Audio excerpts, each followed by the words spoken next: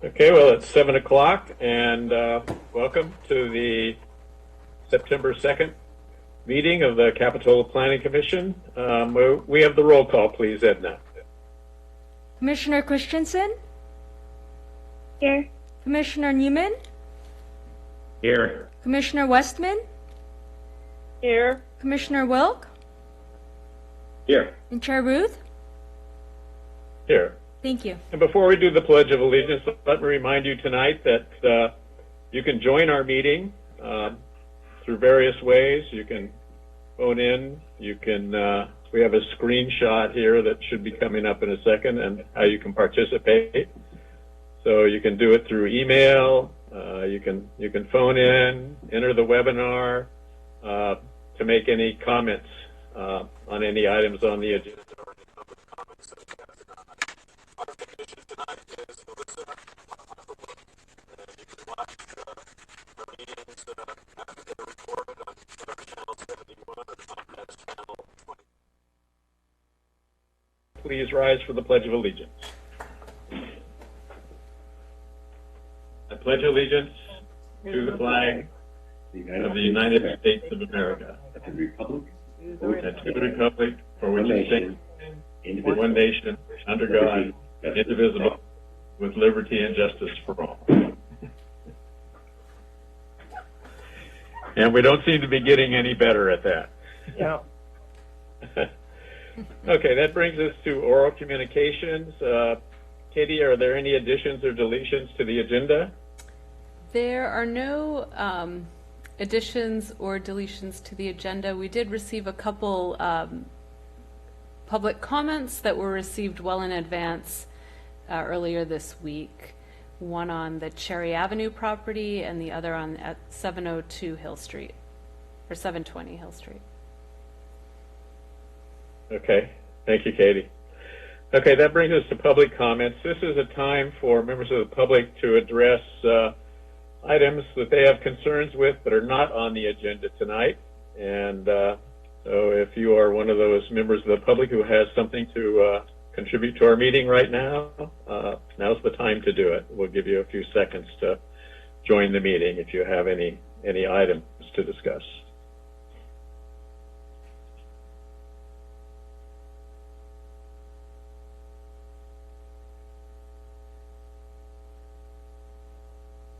Not seeing any hands raised.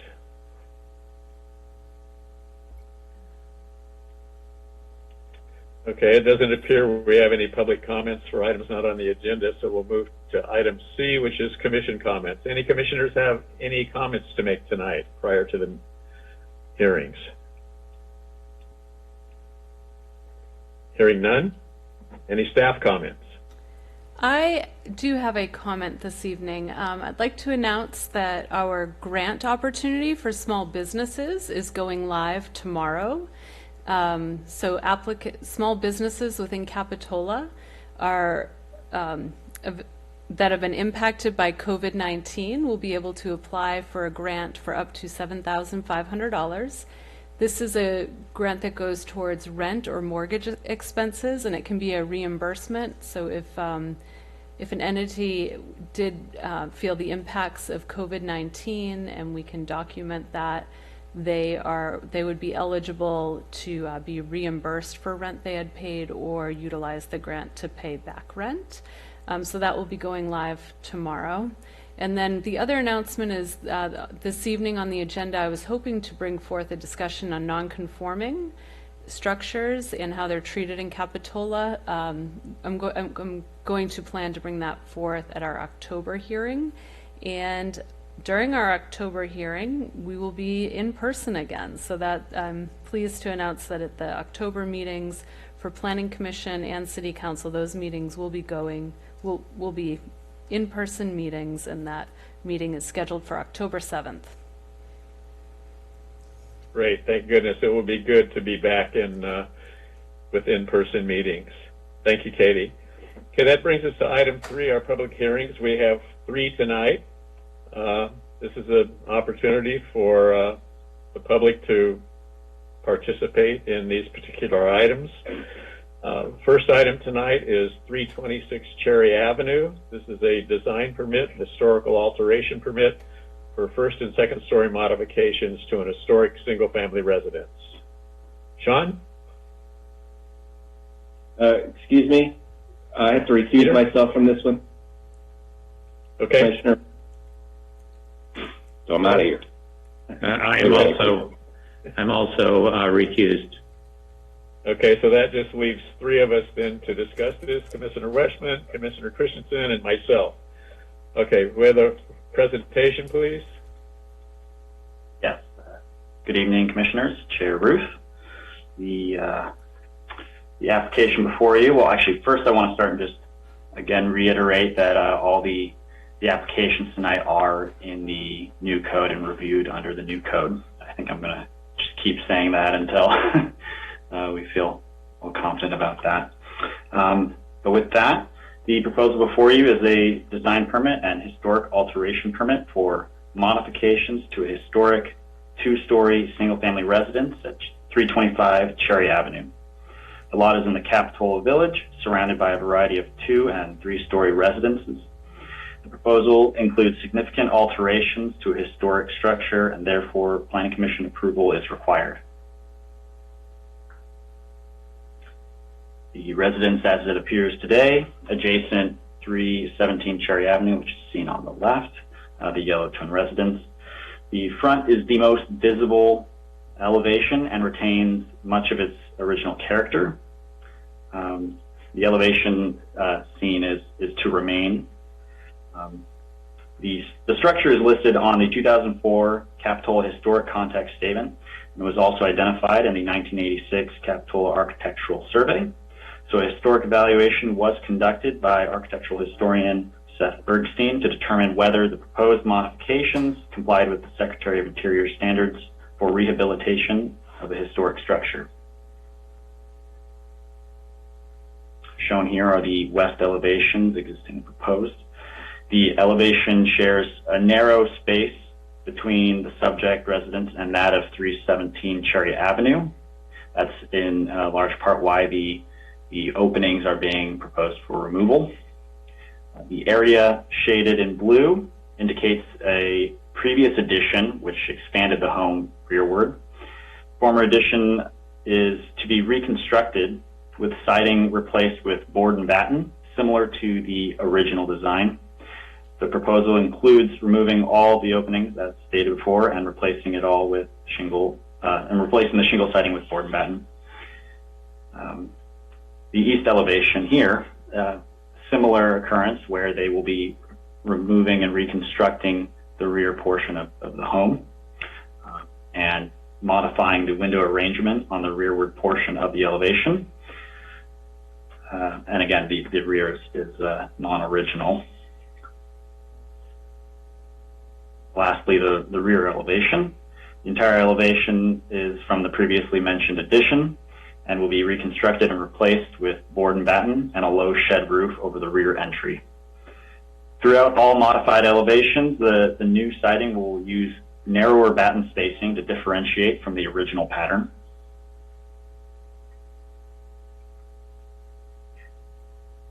The proposed project includes significant alterations, as mentioned before, to a historic structure.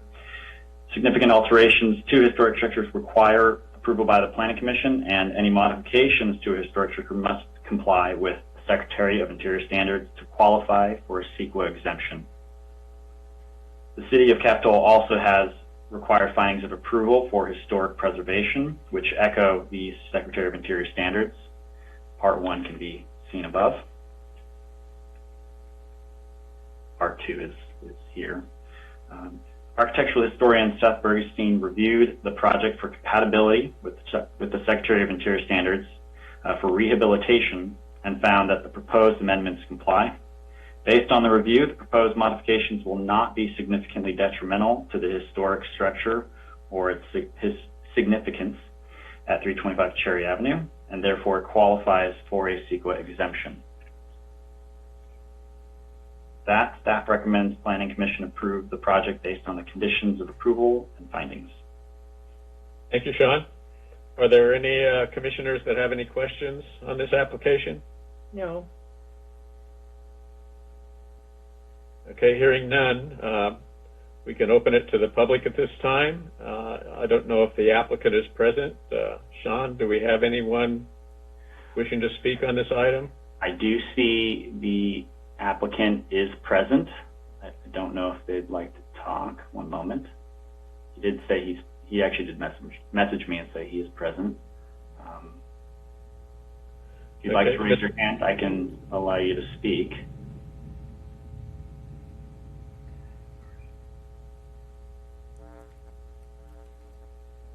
And Mr. Paxton, do you wish to address the commission on this item? He did raise his hand, but he's muted. Sorry. So, hi, it's Craig Paxton. I'm here. The house is owned by myself, my brother, and two cousins. It's been in the family since the 30s. We just want to get the house fixed.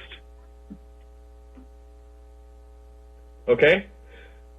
Yeah, I'd like to compliment you. I think you've done an excellent job in kind of maintaining the historical character of the house, even with the addition. It's nice to see somebody doing it correct. Thank you.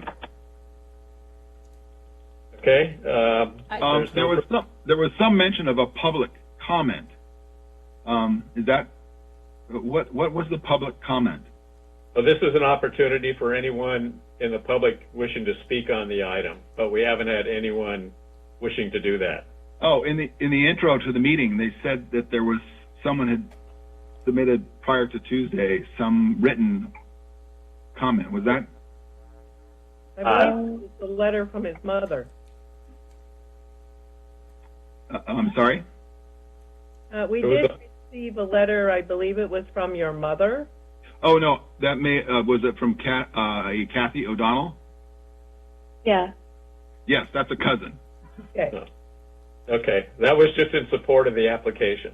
Oh, okay. Very good. Okay? Very good. All right. Okay, well, if there's no other comments, we're not seeing anyone from the general public wishing to comment on this item, we can close the public portion and bring it back to the commission. Okay, just one final thing. I was curious as to why Peter and Ed were recusing themselves. They live too close. If you live within 500 feet, you can't vote on the project. Oh. Or if you have property within 500 feet. Oh, okay. All right. Well, hello, neighbors. So that's the reason. So are there any of the commissioners, Commissioner Christensen or Commissioner Westman, have any comments on it before we bring it to a vote? No, I agree with you. I think they did a very nice job on it, and I'd be prepared to make a motion to approve it. I agree with Commissioner Westman. I second. Okay, we have a motion and a second then to approve the project. May I have the roll call, please, Edna? Commissioner Christensen?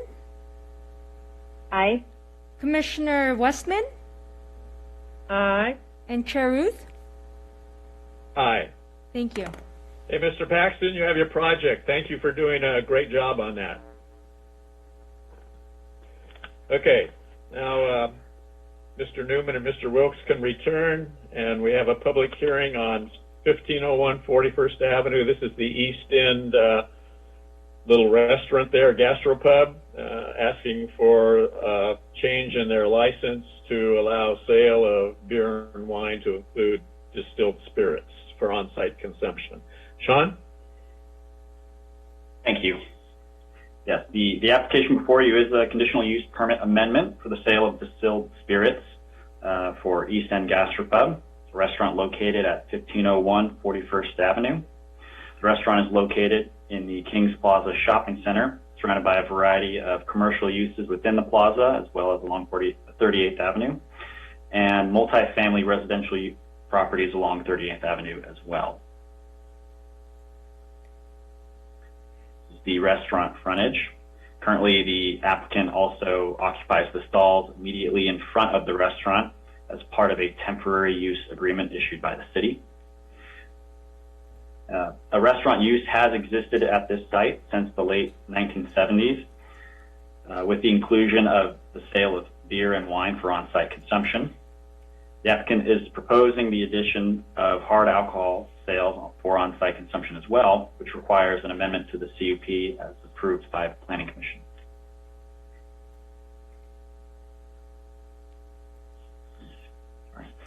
The restaurant, the existing floor plans can be seen here. The applicant is not proposing any changes to the size of the restaurant or to the exterior appearance. The areas in blue indicate the front end portions of the restaurant used by the public. The restaurant currently possesses a Type 41 license for on-sale beer and wine from the Department of Alcoholic Beverage Control, or ABC. With the Planning Commission approval of the CUP amendment, the applicant could obtain a Type 47 license for the inclusion of distilled spirits. Chief of Police Terry McManus has reviewed the application, conducted a site visit, and made findings that support the approval of the CUP amendment. Chief McManus provided a letter of necessity and convenience for the project, an ABC requirement, with the understanding that the Planning Commission would prohibit the sale of off-sale sale of hard alcohol mini bottles, similar to the previous CUP that we had at the gas station. As the original use permit did not include conditions of approval at all, staff has included standard conditions applicable to a conditional use permit. Sales of alcohol are outlined under condition number 2. With that, staff recommends the Planning Commission approve the project based on the conditions of approval and findings. Thank you, Sean. Are there any questions for staff? Hearing none, then we'll open it to the public at this time. I don't know if the applicant's present or if we'll get any public comments, but we'll give it a little bit of time here. Let's see.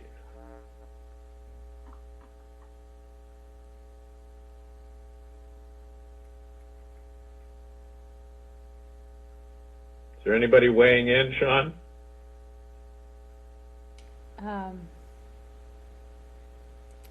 I do not see the applicant present, and there are no hands raised. And Okay. we've received no public Okay, then we'll bring it comment. back to the... Pardon? And we also have not received any emails. Oh, okay, thank you, Katie. So we'll bring it back to the commission. Are there any questions for staff on this particular application? Any comments? Hearing none, is there a motion? I'd like to move approval for this application. Commissioner Christensen. Okay, we have a motion. I think, just a comment, I think that this restaurant's really great, and I think that it really takes care of its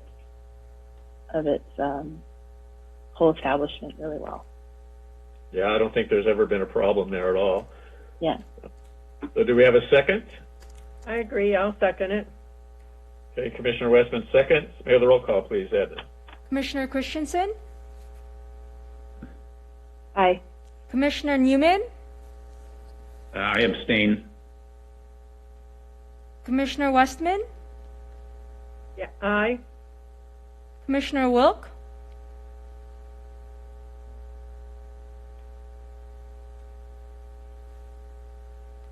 Commissioner Wilk, are you muted?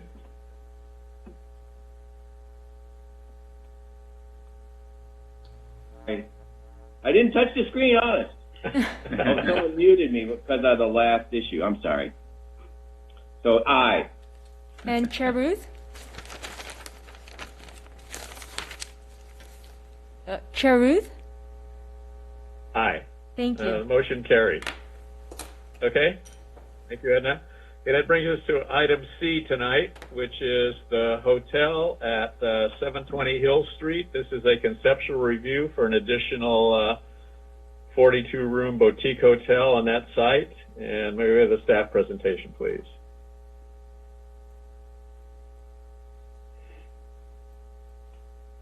Good evening, Commissioners. Can you see my screen? Yes. Okay.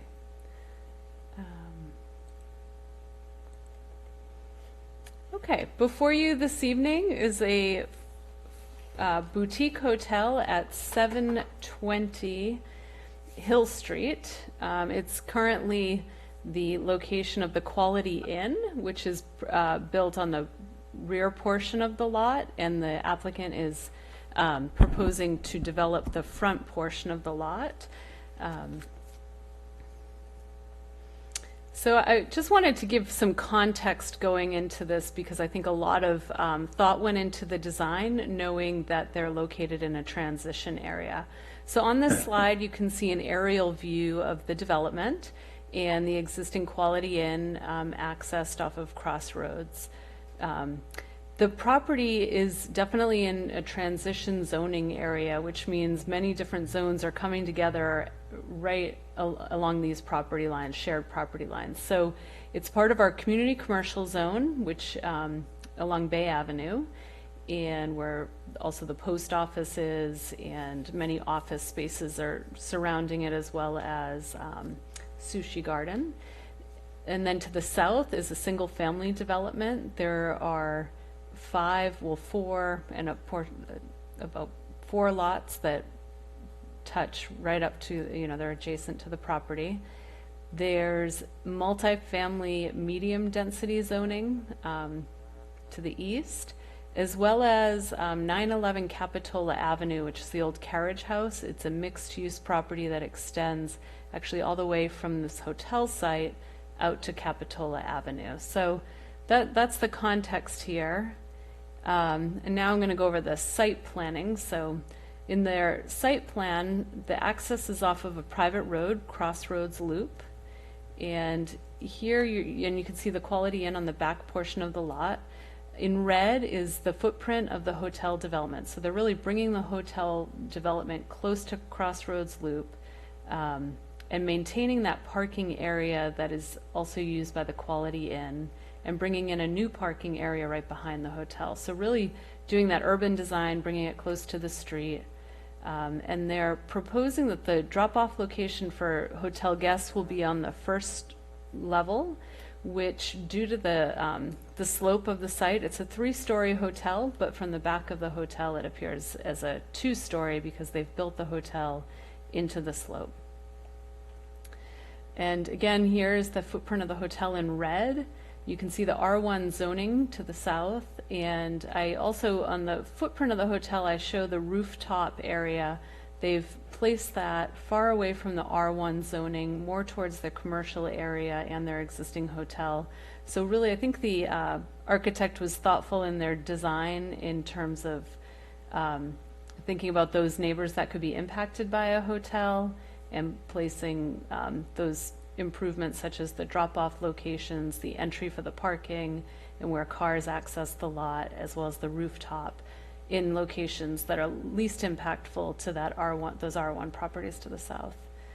And now I'm going to just show you the elevations. Tonight I'm going to go through the elevations, talk about some zoning items that will have to be fixed prior to a complete application, go through the feedback that we received from our design consultant, and then we'll be looking forward to all the planning commissioners' comments and feedback, as the applicant is excited to, they'll go to city council next week and then take all of the input that we receive during this conceptual review, modify their plans, and bring it in with an official application, and we'll start the CEQA analysis as well. So just trying to get feedback early on so that they can bring in a project that fits within Capitola.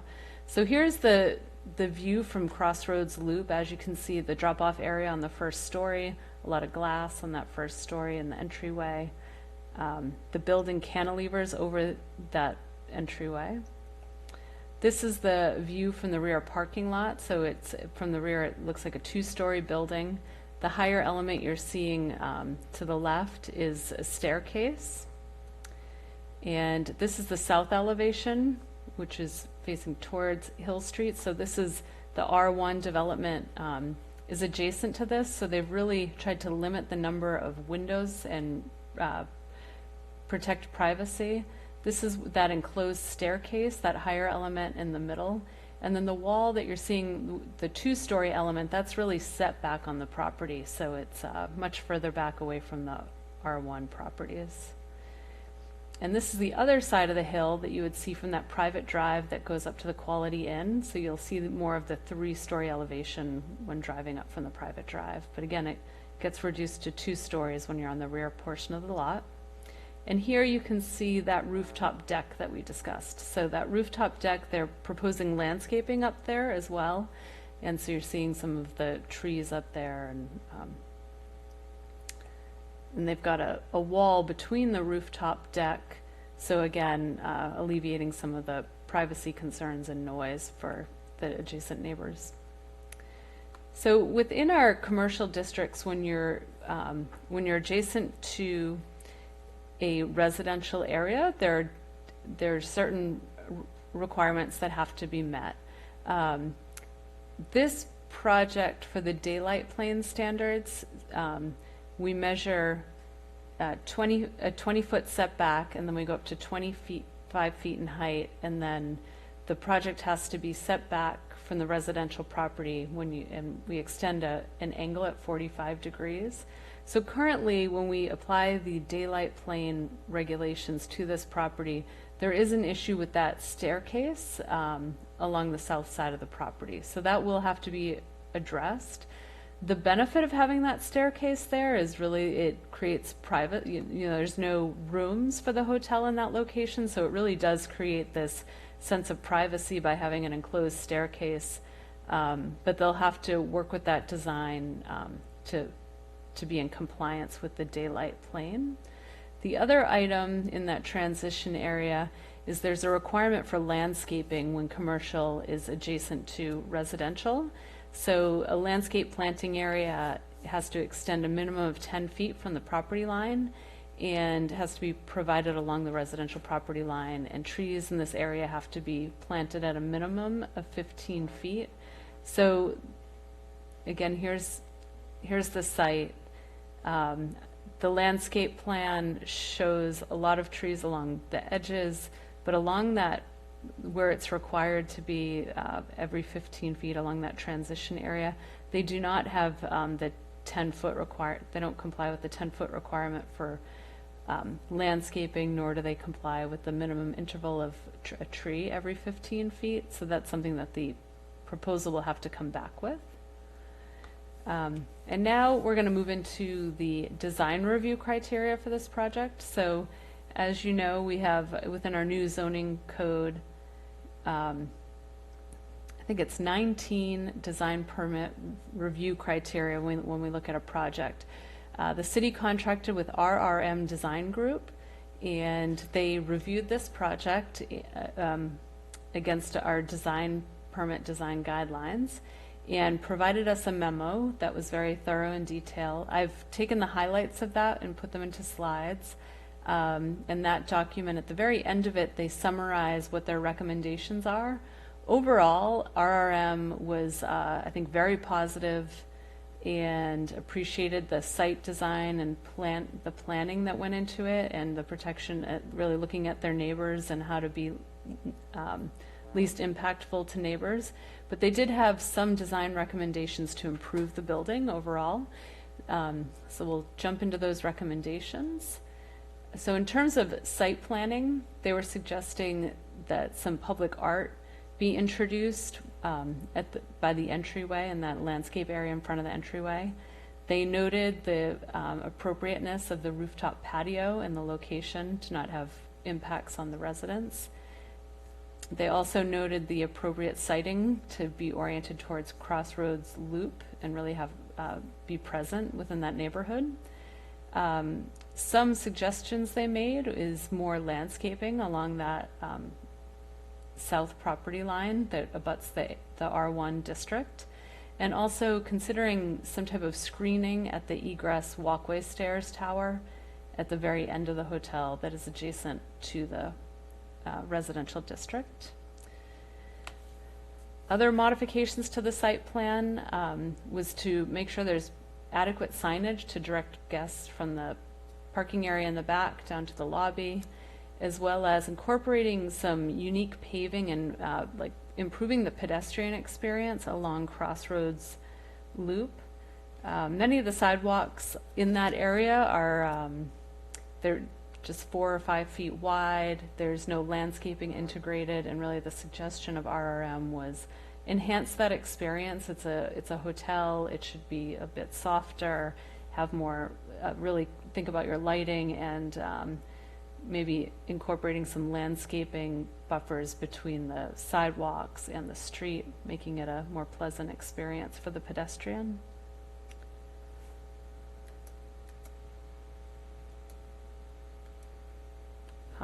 Okay, there we go, sorry. Technicalities. And now I'll go through some of their recommendations regarding the building. So on the west elevation, this is the front, which will face Crossroads Loop.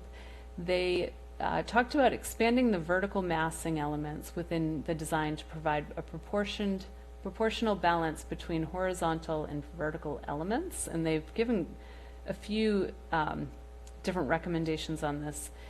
So really strengthening that mass with the project design, such as expanding of projecting or recessed elements at the primary entry or building corners, among other possible design interventions. Again, on this elevation, they talk about expanding and articulating details, further enhancing the visual interest of the project design. This could include trim, materials, color, architectural features, and other stylistic elements. They noted that the roof line is very flat, and we're suggesting variation in the roof line. Originally, we're on this south end, they were recommending a little more height there where that signage is going to be, but because it's next to residential, they've modified, the RRM came back and said, well, yeah, definitely not putting the height over by the residential, but think about just modifying the height so that there's some variety and overall more interest for the project.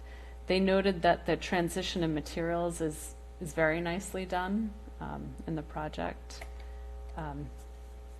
They suggested an enhanced primary entry through utilization of an awning or overhangs. There is an overhang there, but also a change of materials, possibly a wood soffit, architectural features, variety in the window or door mullions. So really just trying to create a sense of arrival. Right now there's a lot of glass. It's a very modern look, but really creating that sense of arrival when you arrive at the hotel and having some design elements that help define that, as shown in the image below, is a good example of that, of really defining the entry. So now we'll talk about the east elevation, which is on the back of the building. They suggested also, with that sense of arrival, adding to that doorway that it's entered off the rear of the building, because that many people will be parking, and that will be their sense of arrival, and maybe adding an awning at the entry on the east elevation to define that point of entry and accentuating the design.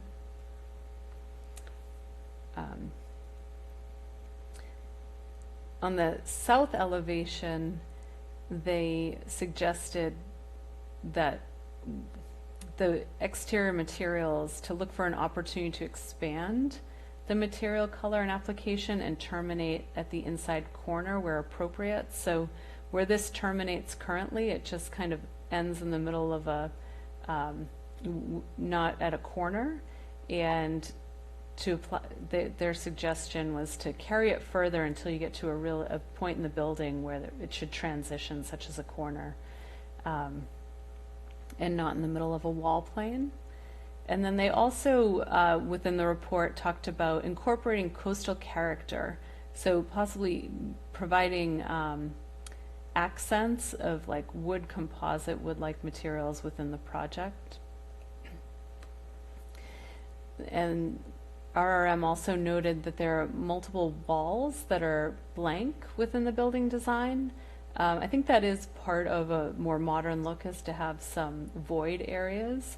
But in these areas, they could include additional application of windows, additional colors or materials, or vertical landscaping, among other possible designs. So here they highlighted in the red dashed areas that they thought could have incorporate more building design.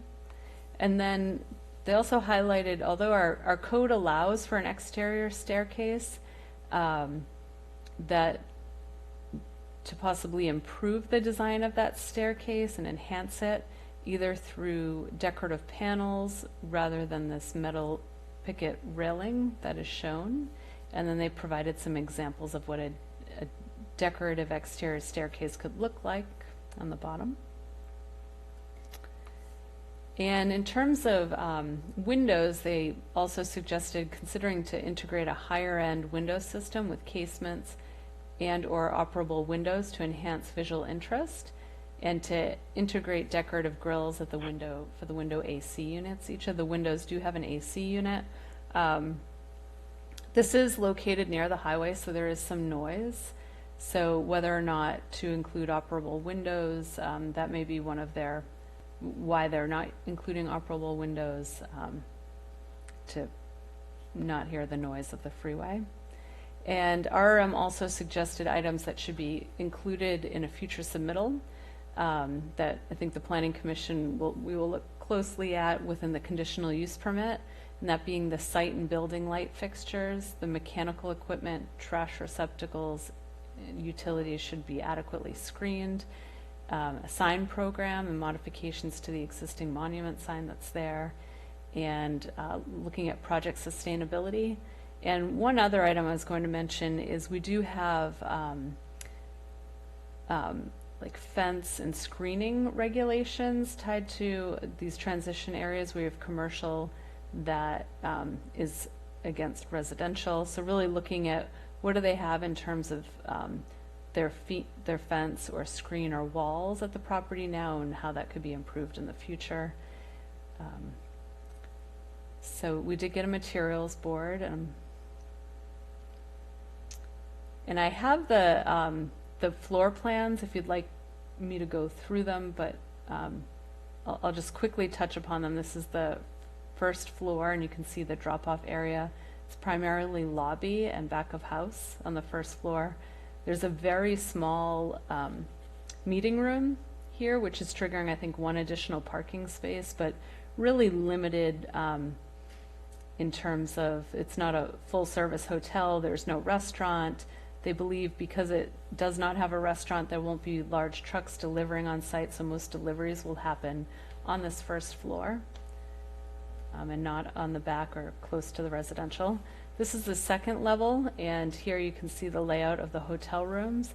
And just taking note that over on this side, this is the area that really faces the residential. So it's the building has been pushed back, and then you've got that staircase here and just one room that looks out towards those residential properties. So really minimizing the impact on adjacent neighbors. And this is level 3, very similar. And then the rooftop deck. So the rooftop deck is, tucked behind these higher, I think this is the service area for the kitchen, and it's higher than the rooftop deck, so really creating a nice screening between residential and commercial. And the one item I meant to mention at the beginning of my slideshow with the affordable housing overlay, this is part of within our sites inventory, within our affordable housing element, as a potential site for affordable units. In order to allow a commercial development to happen on this affordable, on a site that's been outlined as an opportunity site within our affordable housing element, when the actual application comes in, the Planning Commission will have to support findings that I will put together to state that there are other areas in Capitola in which our affordable housing requirement can be met. And I'm confident that our affordable housing can be met within mixed use in other areas, and there's other properties within Capitola. We just need to list the findings for that and where those units could possibly be built. We do not have to modify our housing element to move forward.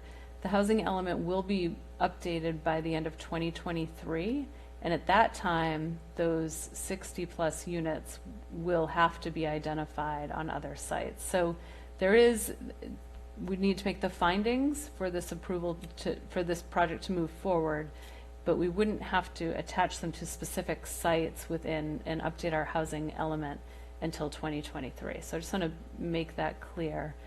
And with that, I have on this slide the guidance that's requested. We're looking for feedback on the recommendations by RRM Design. Also looking for comments and recommendations regarding potential impacts to adjacent properties or public, because this will be tied to a conditional use permit. Any other recommendations to the applicant before they submit, as well as does the Planning Commission support removing this site from the affordable housing element sites inventory list? So that's what I'll be looking for direction on tonight. And I know the architect as well as the owner are here this evening. Dan Patel is the owner and Gwen Jark is the architect on this. Okay, thank you, Katie. Thank you. For the comprehensive report. Are there any questions for the staff before we hear from the owner and the owner's representative? Commissioner Wilk has some questions. Staff, if I may be recognized. Go ahead. So I'm curious about this affordable housing property.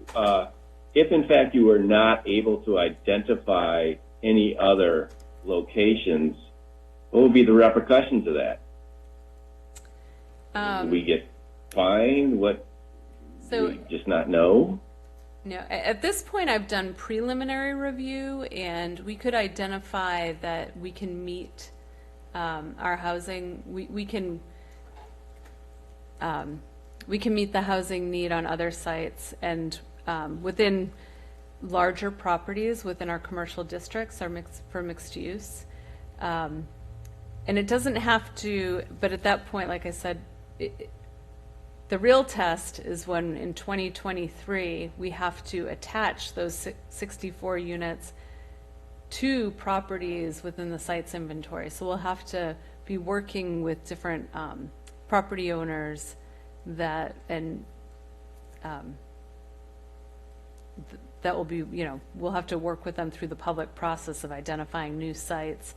And from what I've heard, I've never been through this exercise, but we're expecting our RENA numbers to double in the next, in the sixth housing cycle. The trend has been double to tripling the RENA numbers.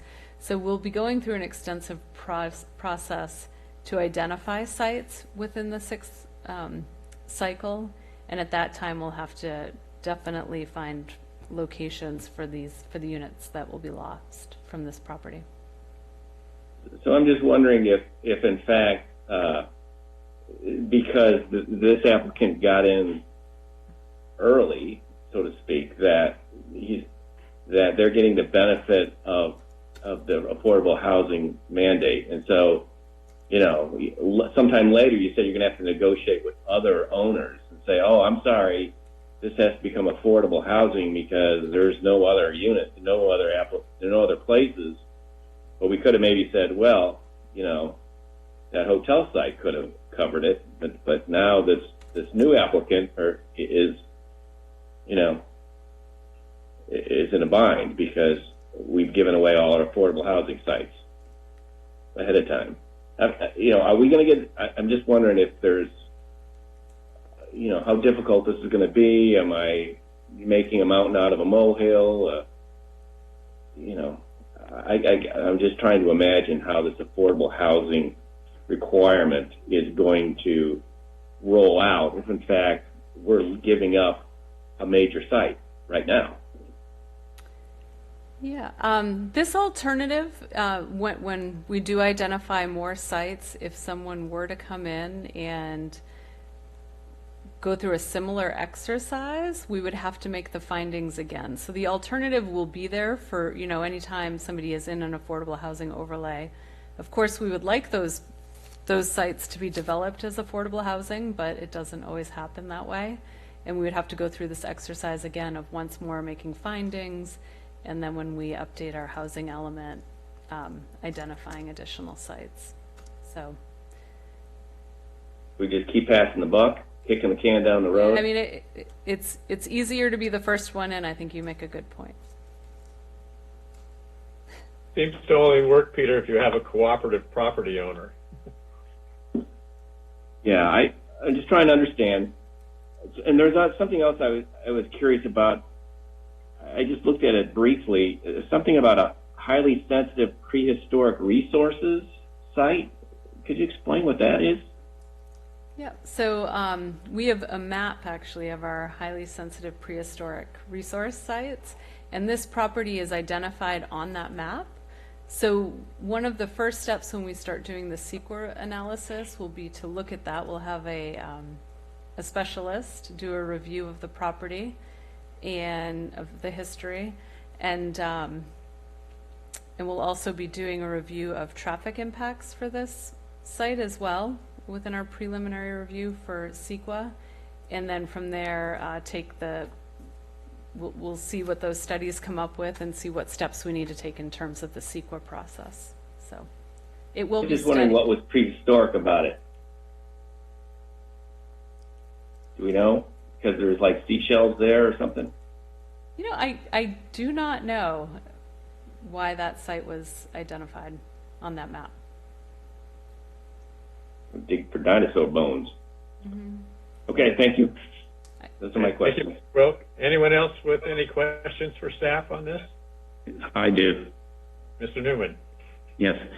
And this is kind of a follow-up to Commissioner Wilk's question about the use.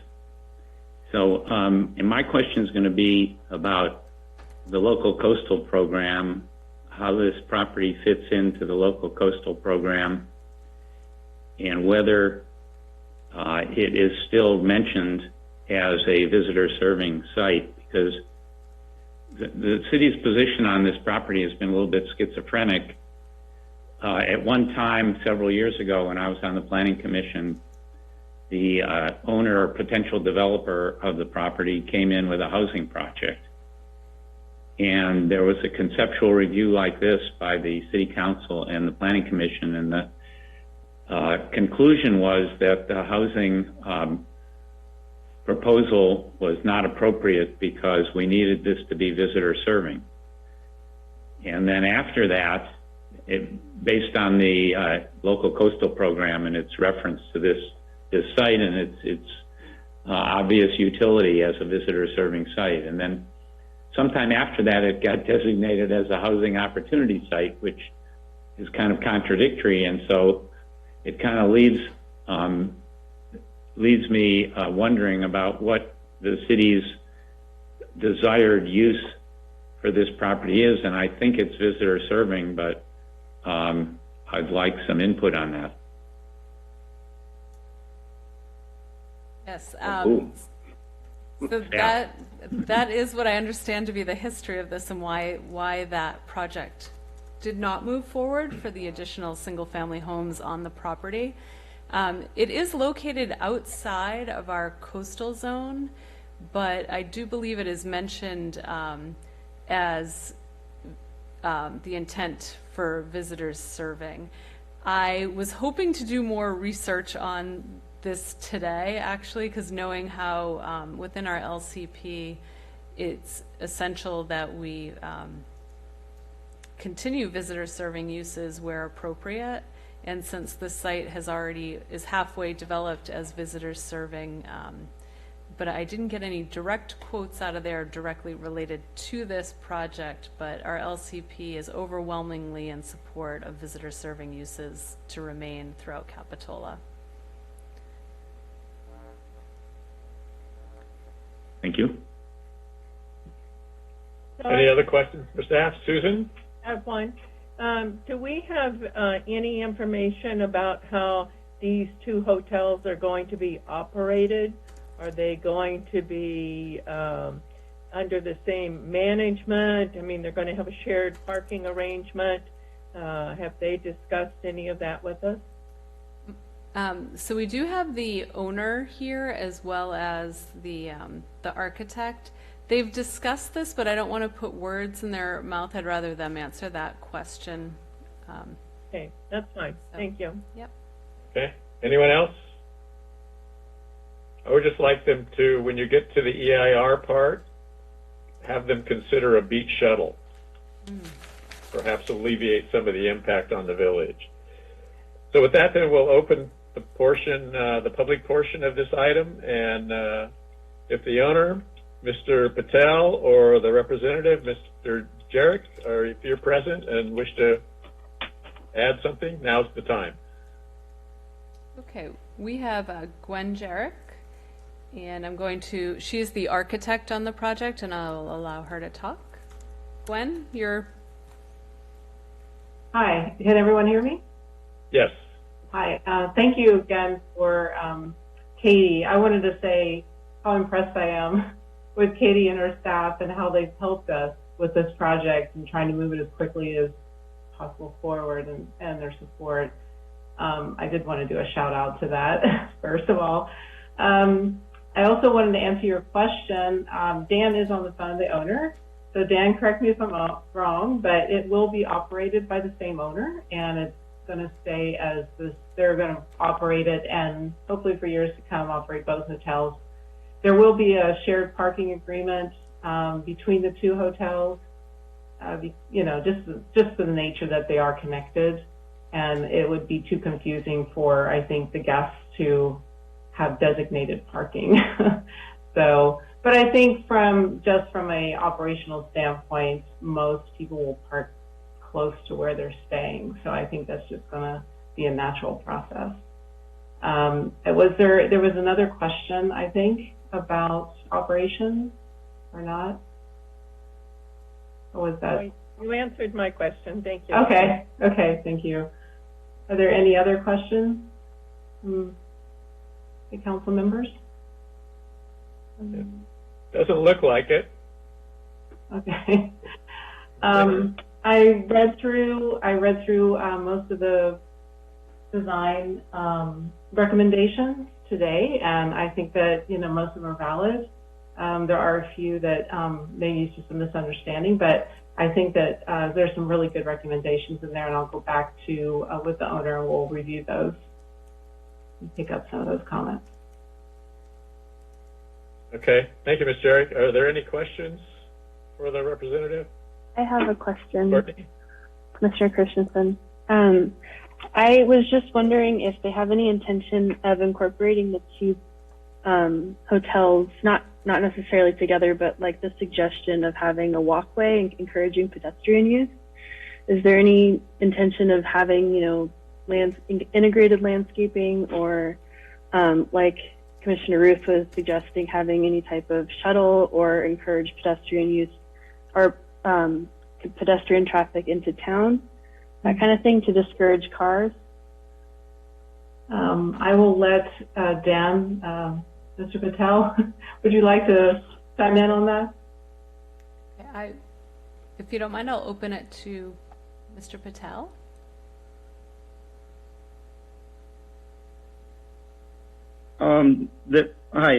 Hello, everyone. Yes, there is I think the city of Capitola provides shuttle service from the hotel to the village during summer months. Okay. Not that I'm aware of. There is, it's just basically if you go down the hill, we're on Loop Road, they do come and pick up passengers, and, we'll look into that, of getting a shuttle service between the two hotels to the village. That's not a problem for us at all. Okay. And then I think the second part was, do you have any intention of incorporating the two grounds of the hotel, or are they going to be pretty separated in turn? I feel like there's two different themes going on with the new hotel and the old hotel, but would there be any integration in terms of, people walking around and obviously exploring all the grounds? There is a sidewalk that takes you down towards the Loop Road, but basically the parking is right in front of the room. Mm-hmm. So basically, they would just park in front and then go into the room. And the ground, if you look at it right now, currently the grounds are excellent. We do get a lot of feedbacks on the grounds. Mm-hmm. Walking around the building. Yeah. I think it's a beautiful design. I enjoyed looking through it. Very excited too for us. I mean, there were supposed to be, I guess Malcolm was the past owner on this, the very first owner that built the buildings, the current 4 buildings that are on Quality Inn. He was supposed to build 2 more buildings down there on that lot, which he never did. So there was supposed to be a total of 96 rooms, including the lot that's currently for development. Maybe I can answer the second question, Commissioner Christensen, a little bit more in detail. The concept behind the 2 hotels, we have one, which is a Quality Inn, is more of a, Mid-scale? Yeah, mid-scale, and we're thinking the boutique hotel, we don't have a name for it yet, so we're just calling it a boutique hotel right now, that it'll be a little more upscale, so we have kind of a mix of, different types of guests. One is more affordable, one's a little more boutique-y and a little more upscale, and that's why we don't have them so closely connected. Yeah. Does that make sense? Yeah, no, that was kind of what I was implying, but there's an obvious difference, but it just seemed like it is a really nice area. And that's just kind of why I was thinking it was going to be, just visitor services is what I'm saying. So there's, places to walk and explore. We'll look into that from a landscape point of view for sure. And, maybe the rooftop patio, of course. I might look into that, and maybe the guests from Quality Inn will have that amenity, but that's all a matter of operations, I guess, with Dan. Thank you. Thank you, Courtney. Anyone else? Yes. Sorry, I'm going to. Next, we have Peter Felice. And Peter, you can now talk. Hi, can you hear me? Yes. Hi. Oh, great. My name's Peter Felice, and I own the home at 714 Hill Street, and that's the first home as you come up the hill. And so I'll be right next to the hotel there. I presently rent the home out. I have renters in there. And I just have a couple of questions. I, of course, would prefer not having the hotel, but it kind of looks like it's going to happen, and that's just fine. But it looks like, based on the design, that my home will probably see more than just a couple of stories of the hotel, since it's the one that's right down at the bottom there as you go up the hill. Am I looking at the drawings properly? You are. I'm sorry. Yeah, I'm just wondering whether, from the backyard of my rental unit, whether we will see, it just looks like we'll see more of the hotel than just 2 stories. We might see as much as 3 stories. Can anybody help me out on that and comment on that? Maybe the architect or the owner, possibly.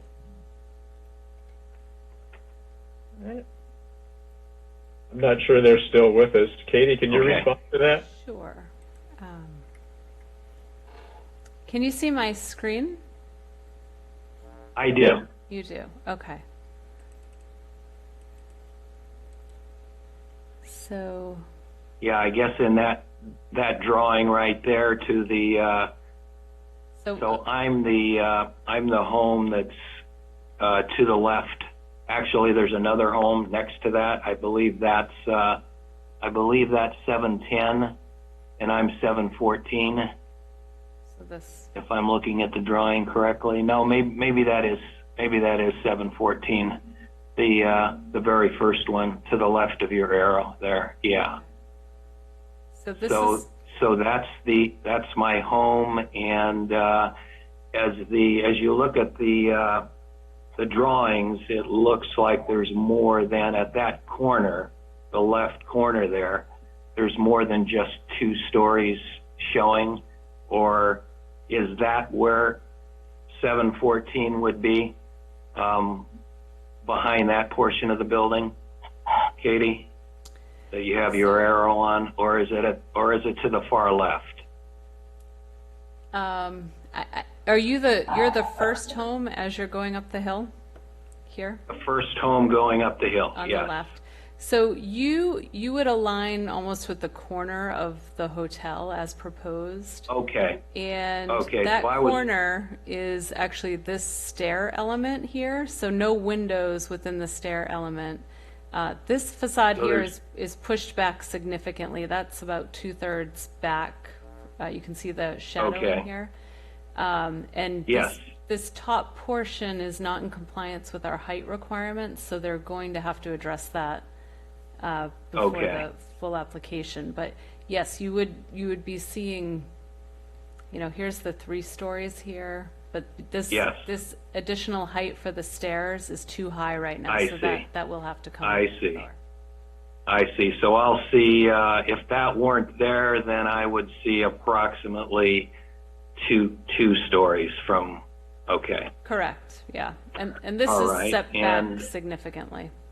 And that's set back, okay. But if that top layer stays, then we'd see more than just the 2 stories if that ends up staying on top.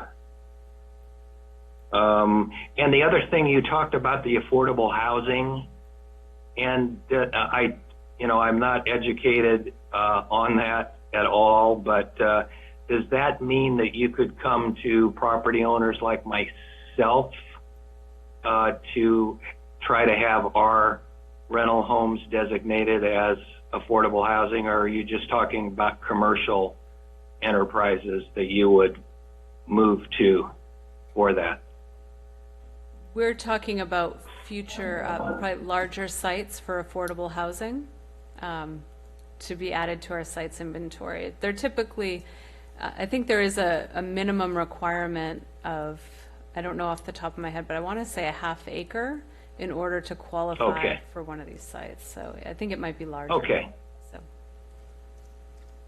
Okay, and I guess those are really the only 2 things that I wanted to ask questions about. So it looks like a pretty hotel. I hope they're not too noisy. Hey, thank you, Mr. Felice. You're welcome. Okay, do we have anyone else wishing to speak on this item? William I have Babcock. a quick. William, you're welcome to speak now. Thank Mr. you. Babcock? Hi. Good evening, commissioners, and Dan, if you're still on the line. We've lived here a long time. Katie, if you can show where our house is located, can you bring up a screen on that to give you an idea where the show? Our property is right next to the property that you just spoke about. We're at 905 Lawrence Avenue. It's the house that has an L shape to it. And we back up to the parking there, and I sent in, prior to this, an email and met with Katie, and she was really helpful in giving me a very good walkthrough of the plans. And what we have I itemized out. Do you have my email in front of you at what I talked about?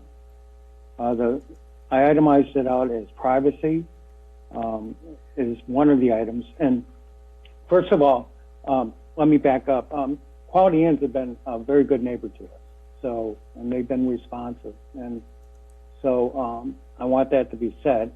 Another thing, we welcome a hotel, but what we would like to do is living here for a long time, and anybody else in the future that maybe would enjoy the pleasures of Capitola on Lawrence Avenue here, is a privacy, and it's basically Quality Inns and ourselves, when we moved in, inherited a masonry fence that is, I didn't measure it, but it's easily to look over. The people park and they get out of their cars, and literally we'll be in the backyard and occasionally they'll say hello to us. That's how close they are to the fence. And throughout time, since 1988, we've had visitors that come and deliver trash into our yard, from the fence over it. There's one of the things is that the size of the vehicles that come and stay at the Quality Inn are not just cars. They're RVs. They're very large RVs, and then some trucks. And a lot of times, well, not a lot, but enough, in memorable times, they will park horizontally along the fence across the parking spaces of our property, and we'll run their motors into the night. So we will make a call to the front desk, and they've been very good about coming over and telling the visitor to turn off the engine. So, or direct them to another part to park. So the important part of that is you're going to have that kind of visitor traffic. So where can they designate to handle the larger vehicles? The other factor is that even if they don't run their generators or their engines during the evening, in the morning, some of the truckers have to get up and go early, and so they start up their engines, and a lot of times they're early risers, so it does wake us up when that happens, when they're warming up the engine. The other thing is if that fence could be reviewed for height restriction, for dealing with noise and privacy and preventing, the kinds of things I just spoke about, and mitigating that'd be great. That's, it would take care of the families here. The rooftop patio was another item that we were just more interested in saying what kind of events are going to be there and what time, what are their hours? Is there going to be noise? Because believe it or not, noise really travels in this part of the Capitola, up Hill Street and into definitely Lawrence Avenue. If you look at Lawrence Avenue, you will find it's a leveled out area, and then it continues up Hill Street. It actually captures noise for that. So it's more of what are the hours of when they're going to have events and how long into the evening. Security lighting. Presently, the Quality Inns, and I have not brought this to the attention because we've sort of been living with it, our neighbors. They're going to have probably security lighting for, of course, the parking lot and off their buildings on Quality Inn, but also probably the new hotel too. And right now, we hope that they'll make an adjustment because the lighting actually comes right into our house at not, from evening all the way to dusk. And so if they can point it more to the areas that they want to secure and not into our homes. Signage was another factor. If they're going to put it on the hotel, is it going to be lit up with sign, so that they can see in advertising?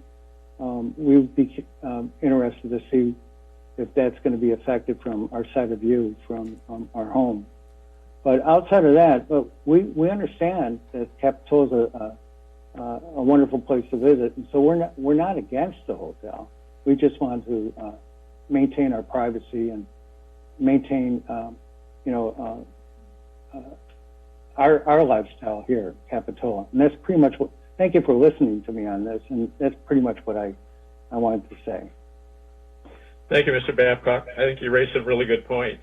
Do we have anyone else wishing to join in tonight? So I see previous commenters' hands up, and typically we just have people speak once. And I don't know if they just forgot to put down their hand. The other, I checked their Zoom hand. And then I've checked our public comment email, and there is no additional public comment. Okay. Did you say we have a new hand or no hand? There's hands up for people who've spoken previously, and typically we only have folks speak once. One of those hands is Dan Patel, the owner. Would you like me to just... Yeah, let's hear from Mr. Patel. Okay. Mr. Patel? I understand Mr. Babcock's items with the concerns. We do with the lighting, the noise. We will work with them with the fence. I know he has a block fence in the back adjoining our parking lot, and we will work with that. Raising it up, noise level. We don't want to do the project on our own. We would want to do it with our neighbors. Considering them. It works together. I mean, we can't just not have their concerns. Okay, thank you, Mr. Patel. I'm sure they're happy to hear that. Okay, with that, if there's no further comments, we'll bring it back to the commission for any discussion, any directions to staff. Mr. Newman, how would you like to lead off? You look like you're all ready. Okay, well, I will lead off. So I think we should keep in mind that this is not a project review. It's a conceptual review to give the applicant direction. And of course, no one's committed to what they will do when an actual application comes through. But as far as I'm concerned, I would encourage the applicant to move forward with an application with this project, because I think it's a good use, visitor serving use for the property. And it's the design of the other commissioners are more qualified than I am to critique the design. I sort of defer to the architect, but I think the fact that we got peer review from another architect group is interesting, and I think that the applicant should consider their recommendations for what they're worth, but it's still the applicant's project, the owner's project, and at least from my standpoint, they're not required to comply with any of the recommendations of the review group. And with that, I will defer to the other commissioners, who I'm sure will be more focused on the design. Peter? So this is Commissioner Wilk. I've got a few comments. First of all, I also agree that this should be a visitor serving location. I know I brought up the affordable housing, but I know the city lives on TOT, transient occupancy tax, so the more of that we get, I think the city council will be appreciative of that. And because it's also adjacent to the existing Quality Inn, I think no one would have any real objections to continuing that to be a hotel. I think staff gave a lot of important inputs in terms of code compliance, and I think those need to be addressed. privacy, safety, daylight planes, environmental issues, light shielding, public access. Those are all things that the staff brought up. I also appreciate William Babcock's comments. The lighting is an issue not only just for dark skies, but for public safety, and we need to make sure that the lights are downward facing and are not a problem with the neighbors. I appreciate Mr. Patel being very cooperative of that. Working with the fence height would be, I'm sure, appreciated. The noise concern, I think we have enough restrictions in the municipal code to address that without making any special efforts. In general, though, I have to agree with regards to the aesthetics with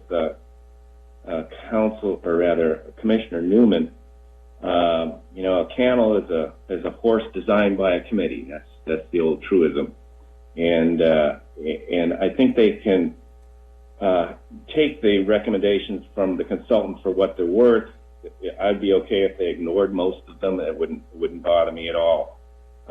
Again, I think that they should focus on the design as they see fit and address the issues that were brought up by staff primarily and getting along with the neighbors. So I encourage the project and don't have any aesthetic comments.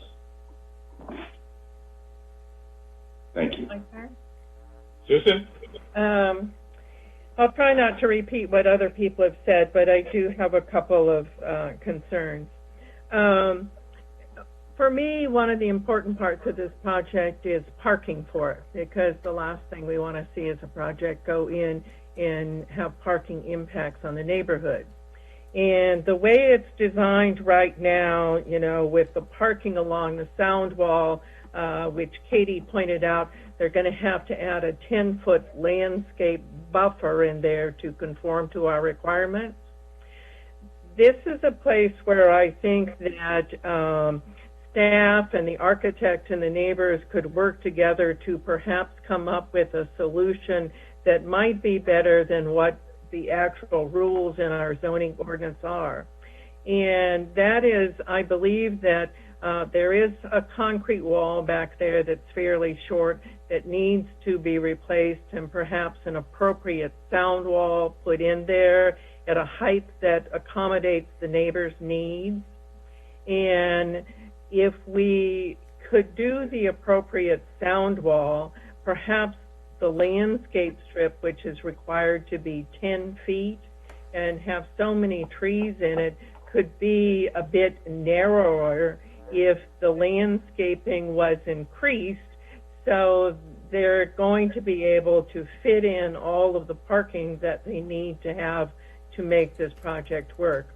So I think that's an area where, the owner and the architect and staff and the neighbors need to work together to try and come up with a solution.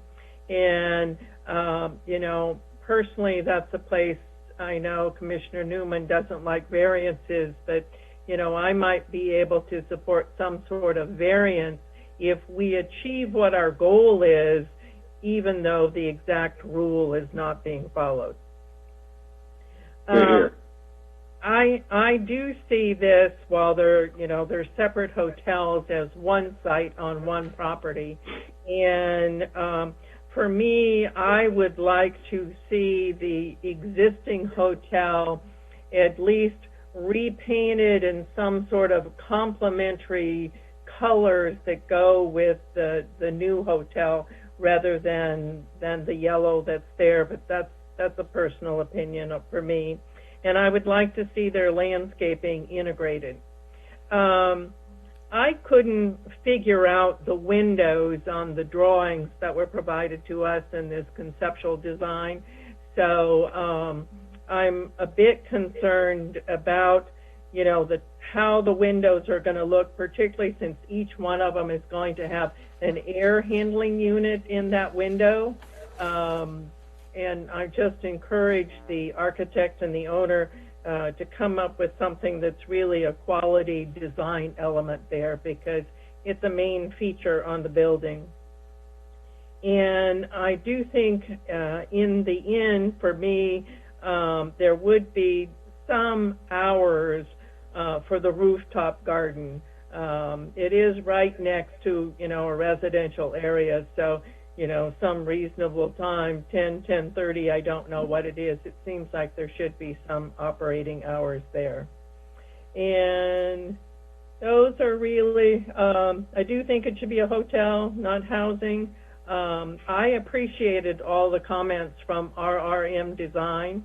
I thought it was a very thoughtful evaluation of the project. I thought a lot of their suggestions wouldn't significantly change the cost of doing this kind of project, but would certainly approve some of the architectural elements in it. And that's all my comments. Okay, thank you. Courtney, do you have anything to add? I pretty much agree 100% with Commissioner Westman. I specifically, and I really liked RRM's analysis. RRM, right? RRM? RRM. Yeah. Okay. But specifically, the comment about the covered or the enclosed stair on the rear side, where there was some type of shielding of the rear stair up to the rooftop. I thought that would be considerate to everybody around the hotels, just in terms of watching people climb up there and everything else. I had one question that related to the first comment from the public. It was from the neighbor on the rear side asking about the very top of the stairwell. If they were made to take that away, just to clarify, that would be an open top of the stair. Is that correct? Or would they not be able to have the stair there? That's kind of a question directed at Katie. Yeah, I think that's an... Can I not ask questions? It's an enclosed staircase, so I do think they're going to have to figure out how to move that staircase so that it doesn't impact that wall, that height issue. So, okay. Yeah, I don't think it would be opened up. It's enclosed, and it's part of the interior movement within the hotel, not to get to the rooftop. That area of the rooftop, I don't think is accessible. Okay, I understand. But that was about it. And I like all the articulation. I think everything is the materials, how the lower story cuts in underneath the upper story. I think it's a nice use of space. And yeah. Thank you, Courtney. Okay, I think our design consultant really did an excellent job specifying treatments that could be done to that building to make it look a lot better. And while I know all of us don't agree with talking about design, I think if we require quality design, it not only enhances that particular building, but also enhances the community when we require good design.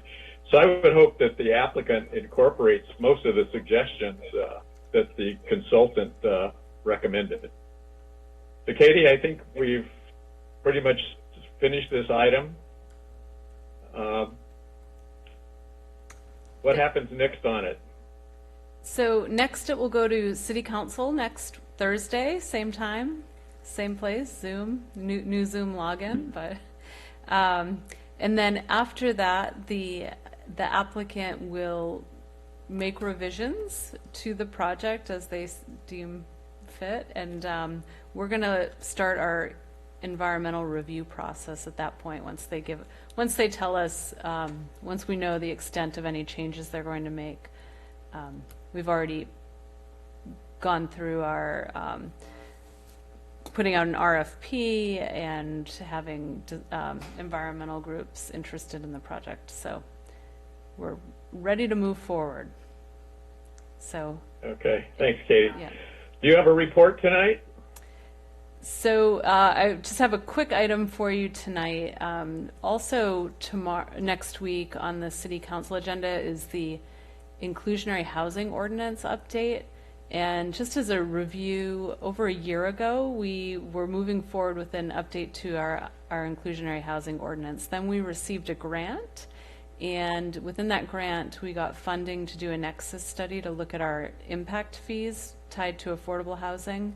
So the City Council is looking at that next week. It actually, the way that state law is set up, the in lieu portion of that should be within our zoning code and not in a separate chapter.